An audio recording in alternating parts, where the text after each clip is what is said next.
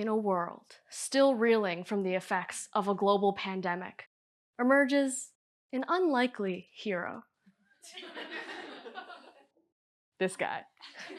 If you're one of the few lucky people to have never seen one of these things before, this is a LabubOoh, a collectible blind box toy that's taken on the internet and the world by storm, traveling across oceans and continents straight to your feed, and apparently has caused some controversy along the way. For you see, your first impression of these critters may have been that they're kind of weird looking, maybe a little ugly, maybe a little scary, and I would agree. I mean, look at this thing. Who would ever want this? Surely it won't get that popular, right? Surely it won't start trending. Oh. How did this happen? How did we let something so objectively weird looking become so prevalent in our market, our feeds, and our lives? And what does that say about us as a society? Well, first, how did we even start liking these things? Generally, I found that there are three groups of LabubOoh lovers in the world. Number one, the OGs. Now, these people are kind of the odd ones out because they've always loved LabubOohs. I mean, it was love at first sight. Likely because their first encounter with them was with someone they admired. In fact, this trend actually started when Lisa from the K-pop band Blackpink posted a LabubOoh on her Instagram. And since then, they've exploded in the market. But not everyone who's a LabubOoh fan is also a Blackpink fan. So what about the rest of them? Well, this brings us to our second group, ones I've dubbed the IDKs. Now, these people looked at LabubOohs and weren't really sure what to think. Do I like them? Do I hate them? Are they cute? Are they ugly? How am I supposed to feel? So, how did they end up liking them? That's where informational function comes in. Informational function says that when we're in an ambiguous situation, we look to others to see what to do and how to feel. I mean, what would you do if a mysterious alarm started playing? Your first instinct would probably be to look around to other people.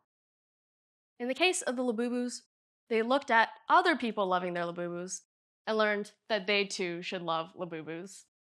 And that brings us to our final group of LabubOoh lovers, ironically dubbed the haters.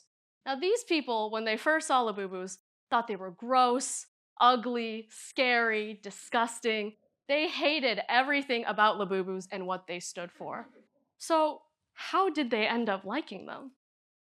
That's where normformation comes in. So when everyone shares an opinion, that forms a norm. And even if you find yourself on the complete opposite end of that opinion spectrum, you could still conform to it. You cave. You buy the LabubOoh. But pause for a second. Put yourself in the shoes of this hater. You hate LabubOohs. Why did you buy one? What have you done? Was everything you knew about yourself a lie? The crisis you're experiencing now is called cognitive dissonance. When your beliefs don't match your actions, you get this uncomfortable feeling. So, something's got to change. Well, you already bought the LabubOoh, and you're probably not going to return it or give it away because it was really expensive, so really your only choice is to change your beliefs. And suddenly, you find yourself shifting towards the crowd. You find yourself loving LabubOohs. But why did we even conform in the first place? Especially when our initial opinion of them was so strongly negative.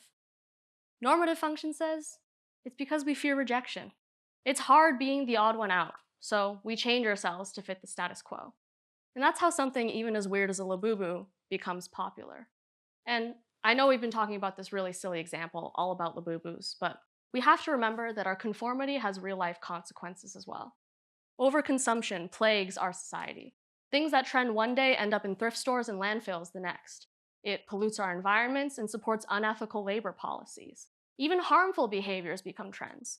Trends like vaping, or the cinnamon challenge, or the Tide Pod challenge. All of this because we were convinced to go along with it, because we conformed. So be mindful of the influence that other people have on you, as it may cause you to act in ways you never expect, even for something as silly as a LabubOoh. And you know what? I guess it's kind of cute. Thank you.